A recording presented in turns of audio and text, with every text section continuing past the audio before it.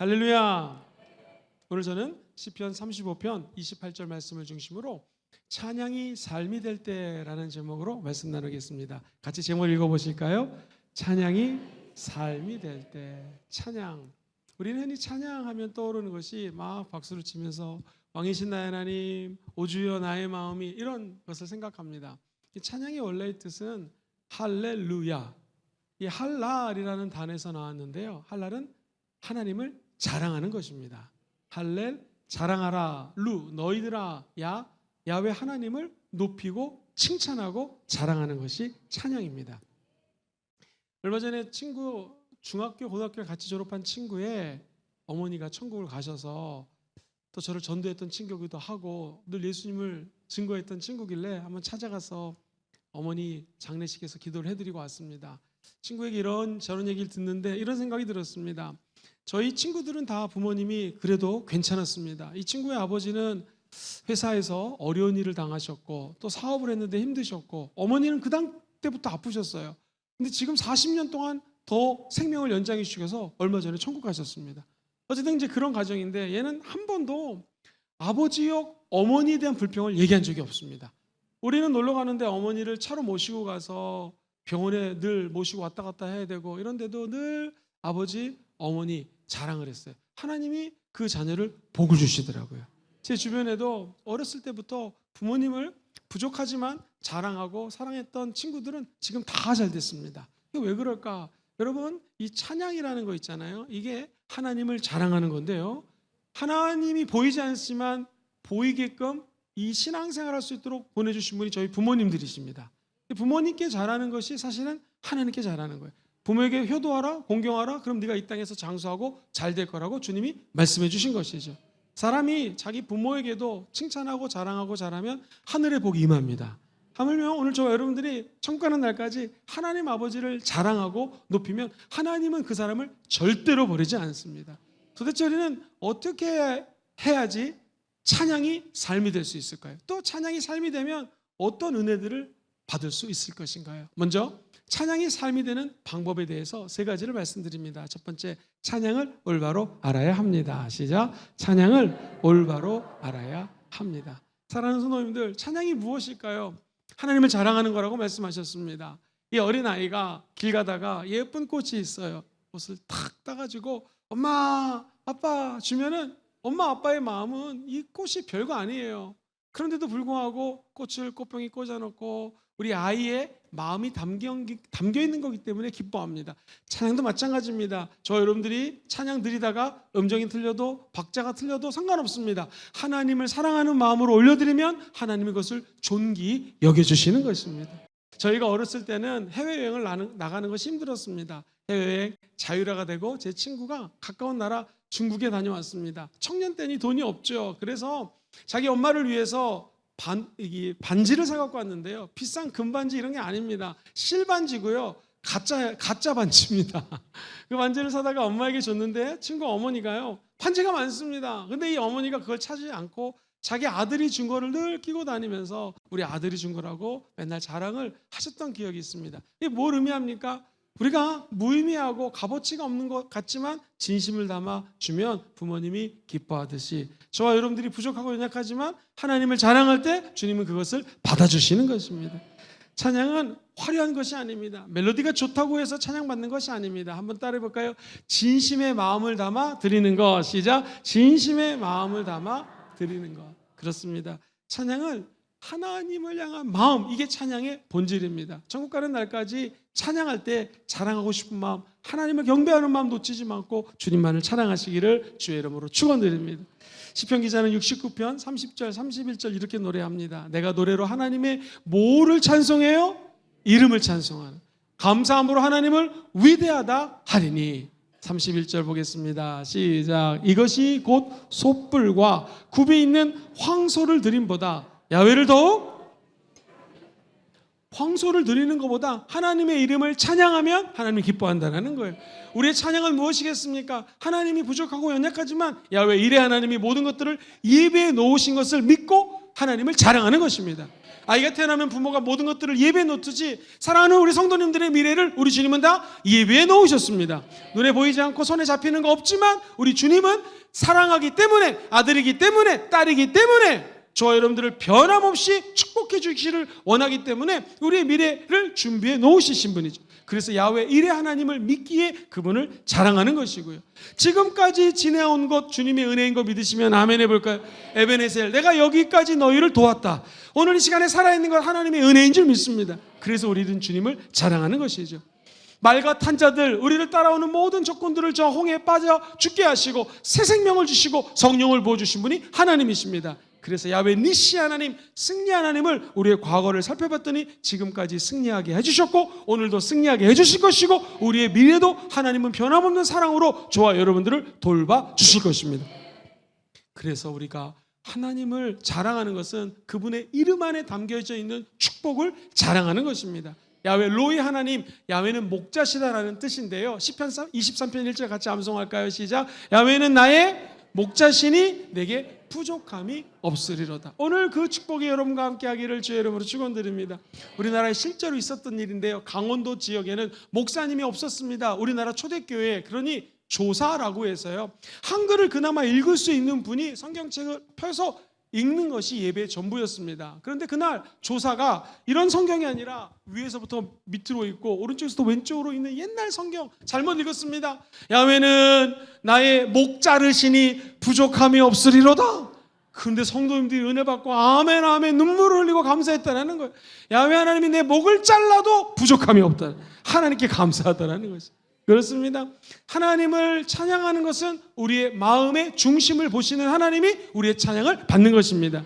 찬양은 올바로 알아야 됩니다. 노래를 잘못한다고 박자가 틀린다고 상관없습니다. 여기에 옛날에는 양과 소를 통하여 하나님께 찬양했지만 저와 여러분들의 입술의 열매가 찬양입니다. 그 말은 입을 열면 하나님을 찬양하라는 것이죠. 히브리서 기자는 13장 15절에 이렇게 선포하죠. 시작. 그러므로 우리는 예수로 말미암아 항상 찬송의 제사를 하나님께 드리자. 이는 그 이름을 증언하는 입술의 열매. 내 입술의 열매가 항상 하나님을 찬양하는 것이죠.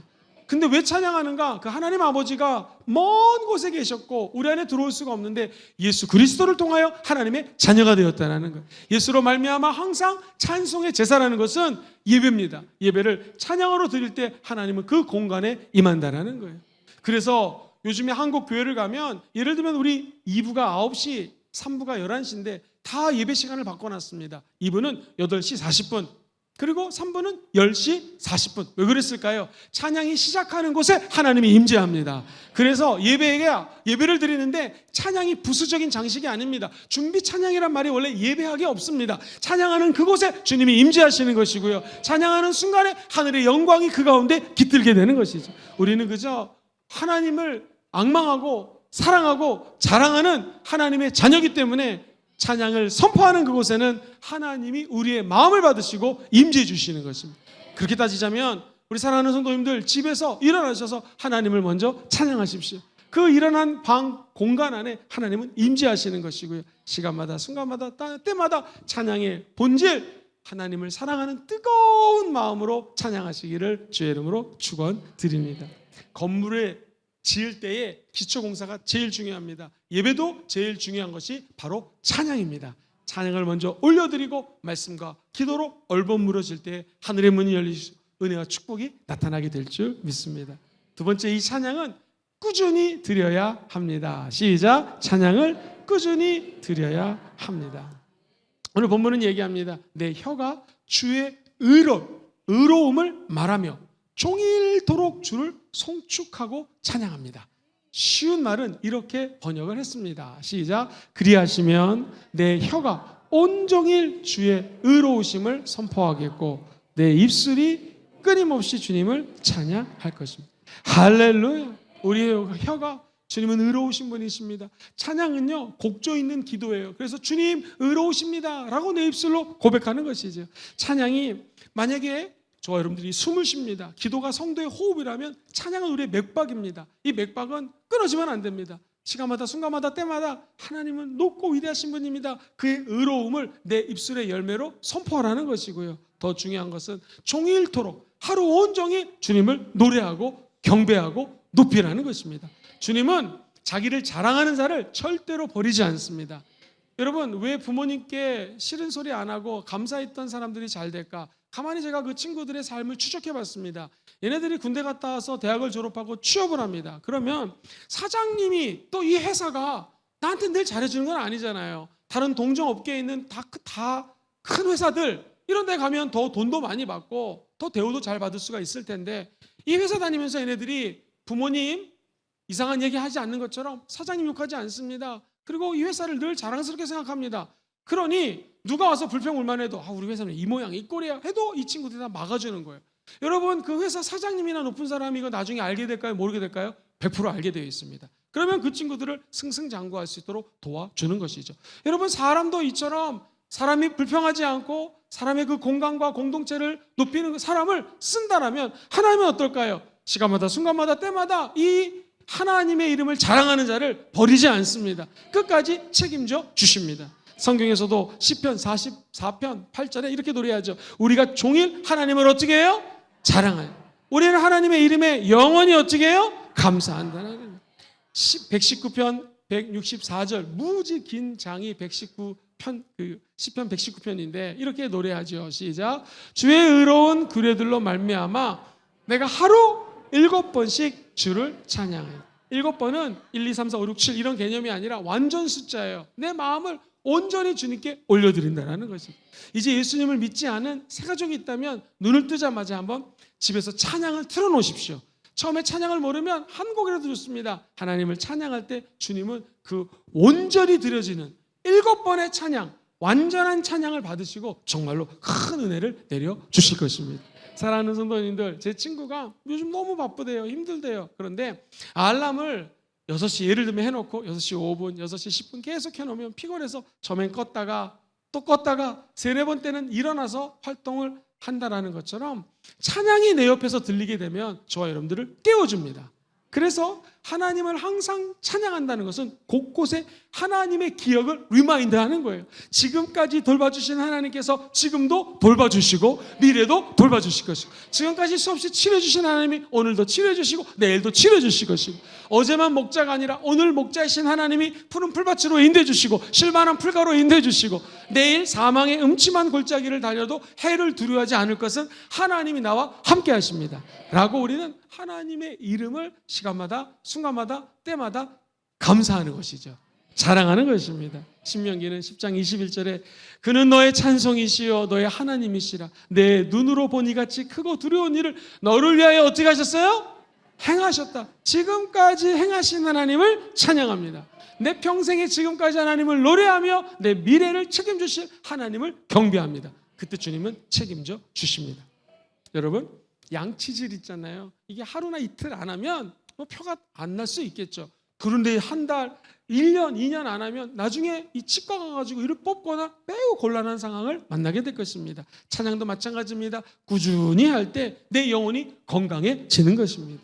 운동을 의사 선생님들이 얘기합니다. 한 달에 한 번 하루 종일 하는 것보다도 하루에 15분씩 매일 하는 것이 효과적이라는 것이죠. 찬양도 마찬가지입니다. 부흥회 때 찬양하고 주일날 마서 찬양하는 것이 아니라 하루에 10분이라도 15분이라도 하나님을 경배하시기를 주의 이름으로 축원드립니다. 원래 이 찬양은요, 납작 엎드러지다라는 뜻을 갖고 있어요. 무슨 말이냐면 주 앞에 모든 것들을 내려놓고 내가 아무것도 아닙니다 라고 무릎을 꿇는 것이죠. 우리가 다 의자 생활을 합니다. 소파에서 있고 차를 타고 침대에서 생활하는 분들이 많기 때문에 무릎 꿇는 것이 점점 힘들어요. 그러나 하루에 한 번이라도 단 1분이라도 일어나셔도 좋습니다. 주무시기 전에 한번 주님 앞에 무릎을 꿇어 보십시오. 그리고 지금까지 지금까지 보여주신 하나님을 자랑합니다. 하나님 자랑하는 게 찬양입니다. 하나님을 높여드립니다 라고 주님께 기도하는 거, 주님은 그 감사의 기도를 들으십니다. 금요철야 때 왜 앞에 나와서 무릎을 꿇고 기도하는가? 우리가 다 무릎 꿇지 않는 생활을 합니다. 그러나 적어도 금요철야 때는 30분이라도 주 앞에 한번 무릎을 꿇으려고 애쓰면서 주님, 내 인생 아무것도 아닙니다. 여기 나의 모든 문제를 내려놓고 가오니 주님 받아주시옵소서. 주님 말씀하십니다. 수고하고 무거운 짐진 자들아 다 내게로 오라. 내가 너희를 쉬게 하리라. 이 쉴 수 있는 공간이 바로 예배당입니다. 쉬고 주님을 경배하고 높일 수 있는 것이 바로 이 하나님을 찬양하는 성전인 줄 믿습니다. 제가 아는 분이 우리나라에서 기타를 10번 안에 10사람 안에 드는 굉장히 잘 치는 분이었어요. 그분이 연주하는 걸 보니까 매우 놀랍습니다. 정말 잘 치시더라고요. 어떻게 하십니까? 이렇게 잘 치십니까? 했더니 그분이 하는 말이, 나 같은 프로도 연습을 안 하면 왼손 오른손이 맞지가 않아서 정확한 음을 못 낼 때가 많다. 그래서 항상 매일매일 연습을 해야 된다는 것입니다. 또 이분 평생 기타를 친 분인데요. 어떤 분이 예를 들면 1년 동안 열심히 기타를 띵까띵까 쳐가지고 막 공연을 합니다. 그러면 전문가가 볼 때는 1년 동안 열심히 친 거, 연습한 건 박수를 보내지만 터치가 틀린다는 거예요. 아무리 1년 동안 열심히 해도 10년, 20년 친 사람, 즉 오랜 경력을 친 사람이 터치가 틀리고 음이 틀리고 벌써 나오는 소리가 틀리다는 거예요. 제가 깨달았습니다. 똑같습니다. 찬양도 매일매일 하셔야 됩니다. 기도도 될 수 있으면 자주 하셔야 됩니다. 사무엘하 6장 5절에 보면 다윗에 관한 스토리가 나와요. 같이 한번 읽어보겠습니다. 시작. 다윗과 이스라엘 온 족속은 잣나무로 만든 여러 가지 악기와 수금과 비파와 소금과 양금과 제금으로 야훼 앞에서 어떻게 해요? 찬양하는, 시를 읊고 소고를 치고 아름다운 수금과 비파로 하나님을 찬양할지어다. 될 수 있으면 하나님을 자랑하되 모든 악기를 동원해서 찬양하라는 거예요. 성경에 보면 우리 유치원생처럼 따라해 봅시다. 두 손을 높이 들고, 손 들고, 같이 따라해 볼까요? 손 들고, 납작 엎드려, 반복하면서 삶의 현장에서 하나님을 꾸준히 찬양하라는 것입니다. 성경에 내 평생의 주를 송축하며 주의 이름으로 나의 손을 들리라. 할렐루야. 두 손을 높이 들고 찬양한다는 것은, 여러분, 예전에 여기가 끊어지면 죽습니다. 내가 하나님 앞에 두 손을 높이 들고 내 생명이 다해도 나는 주님을 찬양하겠습니다. 두 번째, 한번 따라해볼까요? 하나님 항복합니다. 시작. 하나님, 내 인생 내 생각대로 드라이브를 걸었지만 결코 그것이 잘 되는 것이 많지가 않았습니다. 그래서 내 모든 사업, 나의 자녀, 내 문제들, 모든 것들을 주님 앞에 항복합니다. 할렐루야. 이게 주님께 드리는 찬양입니다. 주께 드리네, 주께 라는 찬양이 있어요. 시간 관계상 끝까지 안 하겠습니다. 근데 이게 사실 원어로는요, I surrender all은요, 내가 주님께 항복한다는 거예요. 맨날 헌금할 때 드리는 주께 드리네, 주께 드리네, 이 뜻이 주님 내가 항복합니다. 그래서 우리가 찬양을 한다는 것은 두 손을 높이 들고 하나님, 내 인생 내 뜻이 아닌 하나님의 뜻대로 가기 원합니다. 그리고 나를 위해 예배해 놓으신 하나님을 자랑합니다 라고 미리 하나님께 선포하는 거예요. 그럼 하나님은 그 자녀를 절대로 버리지 않습니다. 세 번째, 찬양의 말씀들이 있거든요. 찬양의 말씀과 함께 갑니다. 그래서 찬양의 말씀을 암송하십시오. 시작. 찬양의 말씀을 찬양과 말씀은 함께 갑니다. 예를 들면 성경에 보면 찬송, 찬양에 대한 것이 너무나 많이 나옵니다. 내 백성은 내가 나를 위하여 지었나니 너희들을 어떻게 하기 위해서? 내 찬송을 부르기 위해서 만들었다는 거예요. 우리가 만들어진 목적 자체가 하나님을 찬양하기 위해서 만들었다는 거예요. 주의 인자하심이 생명보다 나으심으로 내 입술이 주를 찬양하나이다. 주의 인자가 생명보다 나음으로 내 입술이 여호와를 찬양하리. 이게 다 찬양이 시편에 녹아있는 가사들이에요. 하나님의 말씀을 중심으로 된 찬양을 많이 드릴 때 하늘의 문이 열립니다. 야훼를 찬양하라. 그는 선하시며 그는 인자하시며 그의 이름은 아름다우시니 그의 이름을 송축할지어다. 이런 말씀을 자꾸 암송하면 내 힘에 영양소가 담겨지는 것이고요. 그 말씀을 따라 하나님은 기적의 길로 인도해 주십니다.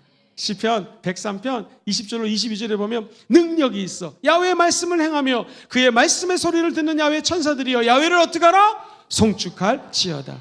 여러분, 노래를 부르는데요, 세상에 어떤 분은요, 세상 가요를요 1절부터 4절까지 다 외웁니다. 심지어 어떤 사람은 조용필 씨의 킬리만자로의 표범을 다 외웁니다. 억수록입니다. 그러면 세상 노래는 그렇게 달달달달 외우면서 하나님 찬양을 하는 것, 하나님의 찬양 가사 외우는 건 더 중요합니다. 우리가 좋아하는 노래 악보가 없이도 부를 수 있는 것처럼 찬양을 많이 부르시고 가사도 많이 외우시기를 주의 이름으로 축복합니다. 집에 들어가실 때 버튼을 누르고 비밀번호를 누르고 들어가시죠. 자주 누르니까 머릿속에 암기가 되어 있는 것처럼 하나님을 찬양하는 말씀도 많이 암송하시고 부르시기를 주의 이름으로 축원드립니다. 이 광고 같은 게 참 무서운 게요, 후렴구는 평생 까먹지 않습니다. 우리가 잘 아는 윤영주 장로님이 작사 작곡한 노래가 이런 게 있습니다. 손이 가요 손이가 모시기에 손이가. 흥얼흥얼. 광고 노래는 몇 번 들으면 흥얼흥얼 중얼중얼 거리게 되어 있습니다. 그것처럼 시편 말씀을 암송하시면서 삶 속에서 계속 반복해서 하나님 자랑, 누구 자랑? 하나님 자랑하죠. 그러면 말씀과 찬양이 얼버무려지는 곳에 변화가 일어납니다. 너희들은 하나님의 모든 자비하심으로 내가 권하노니 너희들의 몸을 하나님이 기뻐하시는 거룩한 산 제물로 드리라. 이것이 너희들이 드릴 무슨 예배라고요? 영적 예배라는 거예요. 내 몸을 하나님께 올려드리는 거, 이게 찬양입니다. 그러면 하나님의 뜻을 말씀을 통해서 알 수가 있습니다. 너희는 이 세대를 본받지 말고 오직 마음을 새롭게 함으로 변화를 받아 하나님의 선하시고 기뻐하시고 온전한 뜻이 말씀을 통해서 분별할 수가 있는 것이죠. 다시 말해서 말씀과 찬양이 하나 되면 우리의 삶 자체가 하나님께 드려지는 예배가 된다는 거예요. 하나님은 사람을 찾고 계십니다. 하나님은 영이십니다. 그래서 하나님은 영이시니 예배하는 자가 영, 성령의 능력과 진리, 말씀으로 예배할지어다. 예배를 시작할 때 찬양을 드리면 성령님이 그 가운데 임재해 주시는 것이고요, 주의 종이 메시지를 듣거나 기도를 하실 때 주의 음성을 듣게 되기를 주의 이름으로 축복합니다. 그러면 우리의 삶이 변화되고 하나님이 기뻐하시는 예물, 제사를 드릴 수가 있는 것입니다. 전 세계에서 역사상 설교를 제일 잘하는 목사님 누굴까요? 어떤 분이 김영근 목사님? 아닙니다. 스펄전 목사님이라는 분이 계시는데요, 이 목사님은 유명한 일화가 있습니다. 어렸을 때 동네 지역이 샴본이라고 하는 곳인데 할머니 할아버지가 살았습니다. 그래서 그곳에 놀러 가면 할머니가 얘야 하여튼 할머니의 믿음이 매우 중요합니다. 할머니가 손자에게 하는 말이 찬송가를 1절부터 4절까지 외우면 내가 너에게 1페니 용돈을 준다라는 거예요. 그러니까 얘가 얼마나 열심히 외웠겠습니까? 할머니 1절 4절 부르니까 할머니가 돈을, 나중에 얘가 너무나 많이 외워가지고 오니까 반 페니로 줄였습니다. 근데 이분의 할아버지가 또 재밌는 분이에요. 재밌게 너 여기 우리 집에 쥐가 많으니까, 그땐 쥐가 많았답니다. 쥐 한 마리를 잡으면 찬송가는 1페니, 얘는 12페니를 주는 거예요. 여러분 12페니 벌래요? 1페니 벌겠습니까? 근데 얘가 찬송을 더 많이 외웠다라는 거예요. 뭐 어느 날 이렇게 설교하실 때 고백하셨습니다. 제가 어렸을 때 그 많던 쥐들은 다 없어졌지만 하나님 앞에서, 우리 할머니 앞에서 외웠던 찬송의 가사는 내 영혼 깊은 곳에 새겨져 있습니다. 설교할 때, 힘들 때 그 찬양 가사를 읊조리거나 찬양할 때 하나님이 나에게 임재해 준다는 것이. 그렇습니다. 우리가 왜 찬양을 해야 되겠습니까? 시간마다 순간마다 때마다 하나님을 높이면 그 영혼의 찬양은 깊은 곳에 아로 새겨져 있는 것입니다. 시드니 순복음교회, 제가 정우성 목사님 간증을 무지 많이 하죠. 정우성 목사님은 교인을 4,000명, 5,000명으로 부흥시킨 것이 중요한 것이 아니라 38개 지교회를 세우셨습니다. 그리고 아이들을 관심을 많이 가졌기 때문에 유치부 아이들 수련회까지 가가지고 한 사람 한 사람을 천국 가시기 전까지 다 안수기도를 해주셨어요. 제가 우리 목사님을 모시고 기도원에 가서 아이들 안수할 때 참 재밌는 거 많이 봤습니다. 우리 아이가 꼬마 녀석들, 유치부 아이들이 한숨을 쉬어요. 왜 그러냐 그러면 요즘 엄마가 날 괴롭혀요 그러면서 아이들도 고민 있고 힘든 게 있는 거예요. 목사님이 안수하고 아이들이 막 밝아지는 거 옆에서 지근거려서 지켜봤습니다. 그런데 이 유치부가 지금도 기억에 남는 게 한 여자, 지금은 목사님이신데 그 당시 전도사님이셨어요. 제 기억이 50대인데 50대 전도사님이 유치부 설교하는 게 쉽지가 않습니다. 근데 이 전도사님이 하나님의 지혜가 있었어요.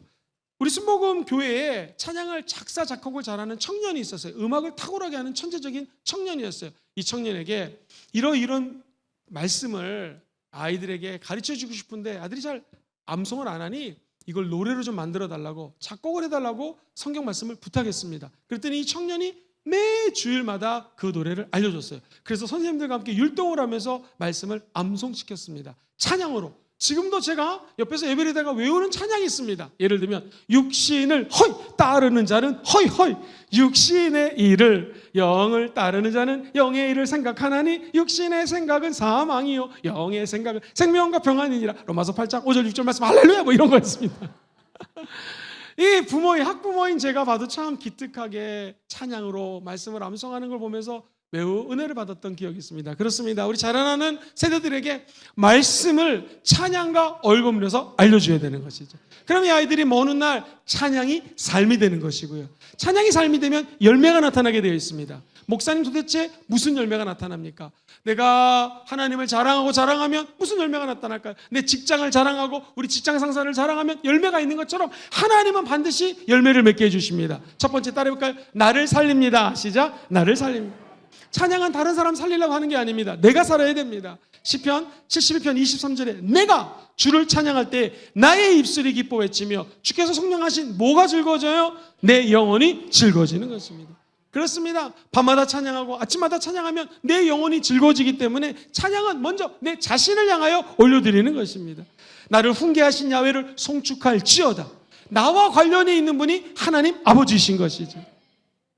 헬스클럽을 운영하시는 분의 말에 의하면 러닝머신을 탈 때 신나는 음악을 들으면 더 힘있게 오랫동안 달린다는 것이죠. 우리도 마찬가지입니다. 찬양을 계속해서 듣고 인생을 걸어가고 여러분의 일을 하시면 하나님이 힘을 주십니다. 활기를 주십니다. 뿐만 아니라 찬양을 들으면 우리 마음속에 근심이 떠나가게 되어 있어요. 성경은 선포합니다. 내 영혼아 네가 어찌하여 낙심하며 불안해하는 것 너는 하나님을 찬양할지어다. 하나님께 소망을 두라. 오히려 그가 나타나서 도우심으로 말미암아 하나님이 여전히 도와주심으로 한번 따라할까요? 하나님을 여전히 찬송할지어다. 하나님을 여전히 찬송하지. 네가 왜 불안해하는 것, 왜 낙심하는 것, 너는 하나님을 찬양하라는 거예요. 사랑하는 성도님들, 무거운 짐을 지고 저 금정산에 올라가겠습니다. 관악산에 올라가겠습니다. 어떤 산에 올라가든지 한라산에 올라가든지 힘이 듭니다. 너무나 벅찹니다. 중간에 이 짐을 내려놓으면 와 너무너무나 편합니다. 그것처럼 저와 여러분들이 찬양을 드린다는 것은 인생에 수고한 무거운 짐이 있습니다. 아내 때문에, 남편 때문에, 자녀 때문에, 또 부모님 때문에, 혹은 교회에서 사명자들이 각자 맡은 부서가 있기 때문에 무거운 짐을 지고 걸어갑니다. 그때 우리가 그 짐을 내려놓고 하나님을 바라보는 순간이 찬양하는 순간입니다. 주님은 찬양하는 자에게 걱정을 내려놓게 하십니다. 근심도 내려놓게 하십니다. 짐을 왕창 내려놓게 하시고 주님을 바라보게 하시는 것이죠. 하루 일과가 끝나고 주무시기 전에 소파에서, 침대에서, 이부자리에서 가장 좋아하는 찬양을 한번 드려보십시오. 왕이신 나의 하나님. 좋습니다. 아무 찬양이 드리고 하나님 수고하고 무거운 짐을 오늘 맡아주시면 감사합니다. 편히 자고 일어나서 내일도 하나님을 자랑하는 하루가 되게 도와주옵소서. 그런 분은 반드시 주님이 붙들어 주십니다. 찬양을 하면 하나님하고 친해집니다. 시작. 하나님과 친해지는 방법이 찬양이에요. 야훼의 인자와 국률이 무궁하심으로 우리가 진멸되지 않습니다. 한번 따라해볼까요?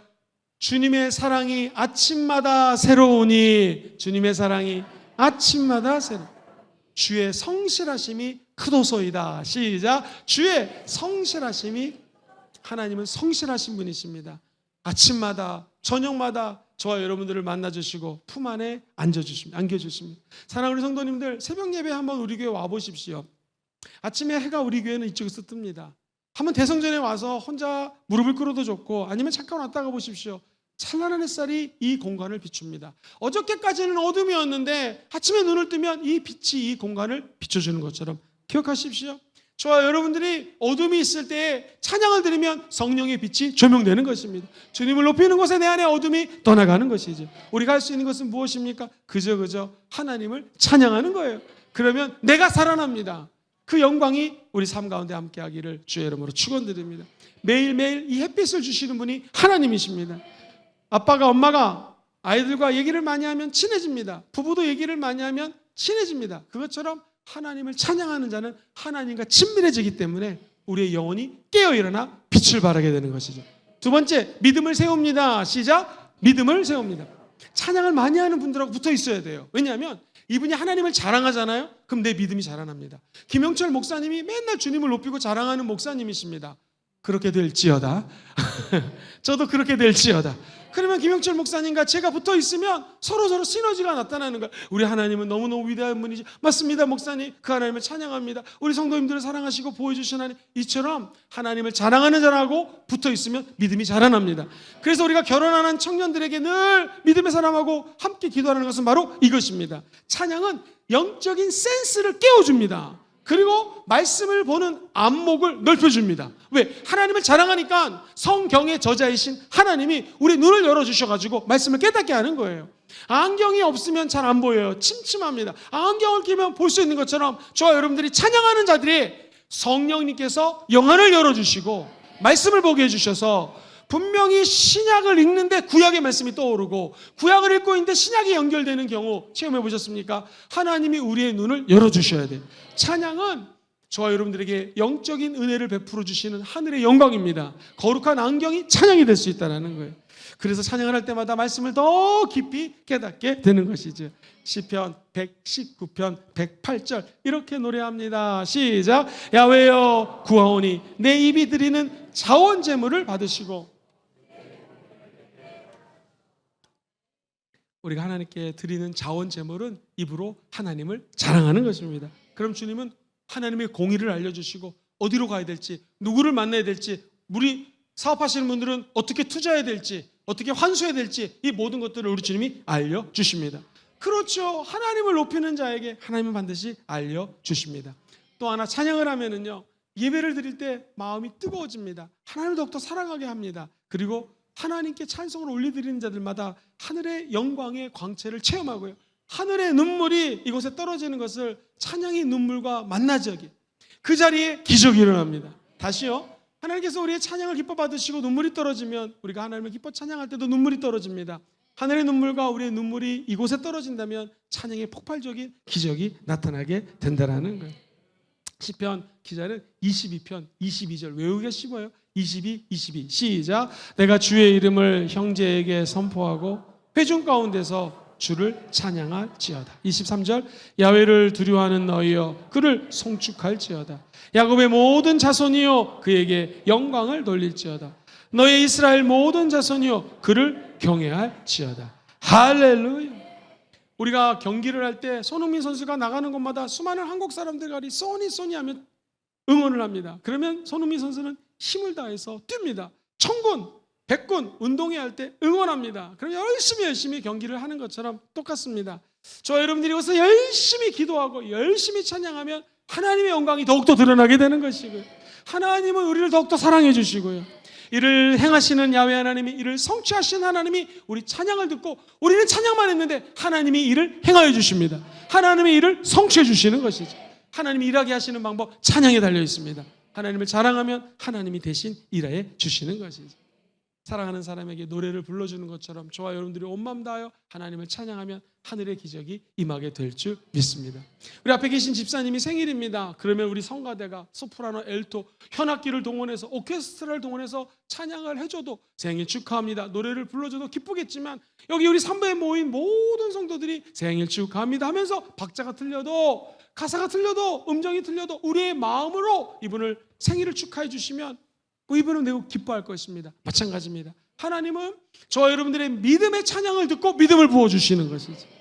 찬양을 더욱더 뜨겁게 믿음으로 올려드리면 주님은 나에게 믿음을 부어주시고, 이 믿음은 옆으로 전이가 돼가고요, 또 그 사람은 옆으로 믿음을 전파하는 것이죠. 그래서 세 번째, 찬양은 세상을 바꿉니다. 시작. 찬양은 세상을 바꿉니다. 찬양은 개인을 넘어 가정이면 가정 공동체에 임하는 것, 예배당에서 찬양하는 것이 별거 아닌 것 같지만 하나님의 영광이 이 가운데 임하게 되는 것이, 시와 신령한 찬양으로 함께 주님을 찬양할지어다. 합창단을 보면 소프라노, 엘토, 테너, 베이스 여러 개가 있습니다. 그런데 이분들이 함께하면 웅장한 하모니가 나오는 것처럼 저와 여러분들이 찬양하는 것은 내 삶의 현장에서 매우 작은 부분입니다. 우리 장로님은 더 크게 찬양하고 또 권사님은 크게 찬송할 때 우리가 한 사람이 할 수 있는 것이 제한이 있지 않습니까? 그러나 내 찬양, 우리 성도님의 찬양, 우리 청년들의 찬양, 우리 중고등부 아이들의 찬양들이 어우러지게 되면 그 찬양이 세상을 바꾸게 되는 것이죠. 세상에 하나님이라다 감옥을 가니 얼마나 힘들겠습니까? 감옥에 가서 바울과 실라가 할 수 있었던 것은 나를 왜 이 모양 이 꼴로 만드셔가지고 내가 환상을 보고 마게도냐 사람들이 나를 와서 도우라 해가지고 에베소 지역에 왔는데 주님 이게 이 모양이 왜 그럽니까? 라고 불평하지 않았습니다. 바울과 실라가 감옥에 가서 한 것은 하나님을 찬양하는 것이었습니다. 그러자 수많은 사람들이 그 찬양을 듣고 옥문이 열렸습니다. 저와 여러분들이 갇힌 곳에 있는 곳이 계십니까? 너무나 힘이 든 분이 계십니까? 그곳에서 하나님을 자랑하십시오. 하나님을 찬양하십시오. 그러면 죄수들이 듣고 그들이 예수를 믿게 될 것입니다. 찬양은요, 놀라운 힘이 있어요. 세상을 점령할 수 있는 능력이 찬양 안에 있습니다. 지금 모압군과 모든 이스라엘 인근 지역에 있는 사람들이 연합을 해서 쳐들어옵니다. 이길래야 이길 수가 없습니다. 어떻게 이길 수 있겠습니까? 역대하 20장 21절은 이렇게 선포하죠. 시작. 백성과 더불어 의논하고 노래하는 자들을 택하여 거룩한 예복을 입히고 군대 앞에서 행진하며 야훼를 찬송하여 이르기를 야훼께 감사하세 그의 인자하심이 영원하도다 하게 하였더니 22절이 제일 중요합니다. 시작. 그 노래와 찬송이 시작될 때에 야훼께서 복병을 두어 유다를 치러 온 암몬 자손과 모압과 세일산 주민들을 시게 하심으로 그들이 패했다라는 것입니다. 여러분 기억하십시오. 찬양대를 세워서 여호사밧 왕이 찬양을 올려드렸습니다. 하나님을 찬양하고 하나님을 자랑했습니다. 그의 선하심과 인자하심은 영원 무궁합니다. 할렐루야. 그분이 지금까지 도와주셨으니 앞으로도 도와주실 것입니다 했을 때 적군들이 자중질환이 일어나서 자기들끼리 싸우면서 그 모든 연합군들이 무너졌다라는 것입니다. 그렇습니다. 이스라엘의 하나님은 찬송 중에 거하십니다. 이 말을 박수를 치면서 노래를 하는 것만으로 생각하지 마십시오. 이스라엘의 하나님은 저와 여러분들이 하나님을 자랑할 때 역사하십니다. 하나님을 높일 때 우리를 높여주십니다. 요즘에 내가 너무나 힘이 듭니다. 낮아집니다. 여러분 낮아지는 거 걱정하지 마시고 하나님을 그 자리에서 높이십시오. 내가 세상 자랑하기 전에 먼저 하나님을 자랑하셔야 됩니다. 이게 우리 예수 믿는 사람들이 하나님이 주신 은혜입니다. 하나님을 자랑하면 하나님이 우리를 높여주십니다. 시편 기자는 40편 3절에 새 노래 곧 우리 하나님께 올릴 찬송을 내 입에 두셨으니 그 다음에 읽읍시다. 시작. 많은 사람이 보고 두려워하여 야훼를 의지하여 나는 그냥 하나님께 올릴 찬송을 내 입에서 자랑만 했는데 많은 사람들이 보고 하나님을 의지하게 되는 것이죠. 여러분의 찬양이 다른 사람을 살리는 것입니다. 여러분이 찬양할 때 다른 사람들이 하나님을 의지하는 통로가 된다는 것이죠. 사도행전 16장 25절 아까 제가 얘기를 했는데 그래도 한번 같이 읽어봤으면 좋겠어요. 시작. 한밤중에 바울과 실라가 기도하고 하나님을 찬송하며 죄수들이 듣더라. 할렐루야. 버스켓이라고 아시죠?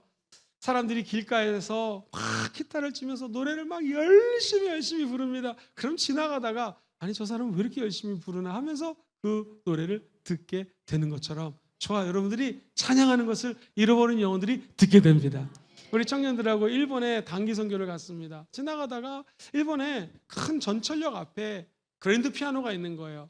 우리 자매님들 피아노 반주하신 분이 많으니까 막 하면서 찬양을 불렀습니다. 저는 믿습니다. 일본 땅에 우리 청년들이 퍼뜨린 찬양을 일본 사람들이 듣는 것이고요. 천군과 천사가 듣는 것이고요. 그리고 일본 땅이 얼마인지는 모르지만 하나님의 은혜 가운데 복음화되는 역사가 언젠가는 나타나게 될 줄 믿습니다.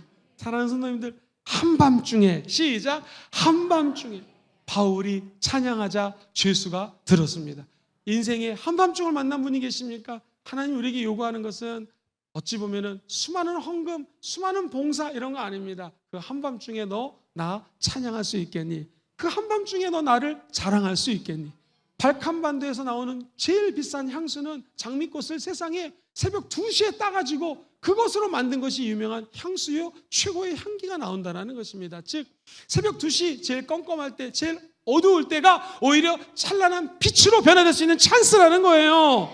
어떻게? 하나님을 자랑하는 자들에게, 하나님을 높이는 자들에게, 찬양이 삶이 되는 자들에게 하나님은 그 은혜를 베풀어 주실 것입니다. 감옥에서 울린 찬송이 에베소 지역을 덮게 되었고 수많은 영혼들이 내가 어떻게 하면 예수를 믿고 구원받을 수 있겠습니까? 주 예수를 믿으라. 그러면 너와 내 집이 구원을 받으리라. 할렐루야. 그 옥문을 지켰던 간수들이 예수 믿고 에베소 교회가 탄생을 하게 되었습니다. 그렇다면 찬양은 영혼의 호흡이고 하나님 나라의 백성의 정체성이 찬양입니다. 우리는 밤이나 낮이나 슬플 때나 기쁠 때나 감옥에 있을 때나 내가 잘 나갈 때나 내가 못 나갈 때나 눈물 흘릴 때나 기쁠 때나 하나님 자랑하십시오. 여러분 재밌는 것은요, 우리 이 남산동에 내려가면은요, 우리 순복음 금정교회가 그렇게 전도를 열심히 한다고 소문이 났습니다. 할렐루야. 더 재밌는 거는요, 우리 전 권사님들이 목사님 자랑을 너무나 많이 했다라는 거예요. 그래가지고 말하면 아니 목사님이 그 목사님이시오 그렇게 많이 물어봅니다. 저와 여러분들은 사람 자랑하는 사람들 아닙니다. 하나님 자랑하셔야 돼요. 집에서 아버지를 자랑하는 사람들이 왜 잘 될까요? 그렇죠. 우리 아버지이기 때문에. 저는 이 교회에 아무것도 아닙니다. 종입니다. 우리의 CEO, 우리의 담임 목사님은 예수 그리스도십니다. 근데 잠시 저에게 주님께서 이 담임 목사 직분을 맡겼다면 어떻게 전도해야 될까요? 한번 따라해볼까요? 하나님 자랑. 근데 불신자들은요, 하나님을 자랑해도 잘 모릅니다. 하나님 누군지. 그러면 따라해보세요. 교회 자랑, 목사님 자랑. 제가 영광을 받으려고 하는 것이 아닙니다. 하나님이 영광을 받으셔야 되고요. 우리 하나님 자랑, 교회 자랑, 목사님 자랑, 그리고 우리 장로님, 권사님, 한수 집사님을 자랑하면 그 모습이 전도가 되는 것입니다. 전도 어렵게 생각하지 마시고 힘들고 어려운 자리에서 하나님을 자랑하시고 교회 자랑하시고 목사님 자랑도 좀 하시고 우리 전도사님, 권사님, 우리 원리더님들 얼마나 훌륭하십니까? 자랑하고 자랑할 때 이 교회 하나님의 영광의 광채가 빛나게 될 것이고요. 하나님은 우리의 노래를 통하여 하늘의 놀라운 임재를 선물로 허락해 주실 것입니다. 첫 번째, 말씀을 정리합니다. 어떻게 하면 목사님 찬양이 내 삶이 되겠습니까? 그 방법 첫 번째는요, 찬양을 올바로 알아야 합니다. 시작. 찬양을. 하나님은 말씀 중심의 찬양을 원하십니다. 하나님은 진심으로 드리는 찬양을 원하십니다. 두 번째, 찬양을 꾸준히 드려야 합니다. 시작. 찬양을 꾸준히 드려야 합니다. 마지막, 첫 번째, 마지막 세 번째 시작. 찬양의 말씀을 암송하십시오. 그러면 목사님, 찬양이 내 삶이 될 때 나에게 주는 유익이 무엇입니까? 어떤 열매를 맺습니까? 첫 번째는요, 하나님을 자랑하고 자랑하면 내가 살아납니다. 내가 세워집니다. 두 번째, 하나님 자랑하고 또 자랑하면요, 내 믿음이 세워집니다. 여러분이 제일 가까이 있는 사람, 아내, 남편, 부모님, 자녀들의 믿음을 세우는 것이 바로 찬양입니다. 여러분 한번 생각해 보십시오. 지금 아버지가 굉장히 힘든 상황이에요. 근데 아버지가 막 하나님을 찬양합니다. 그러면 그 밑에 자녀가 우리 아버지가 지금 힘든 때인데 찬양하는구나. 그럼 이 자녀도 30년 뒤, 50년 뒤 어려움을 겪겠죠. 그때 이 자녀는 하나님을 찬양하는 거예요. 이 가정이 믿음의 가정으로 세워지는 것입니다. 내 찬양은 나로 끝나지 않고 주변의 사람들에게 믿음을 세우는 것이죠. 마지막, 찬양은 세상을 바꿉니다. 시작. 찬양은 세상을. 그 영광이 함께 하시기를 주의 이름으로 축원드립니다.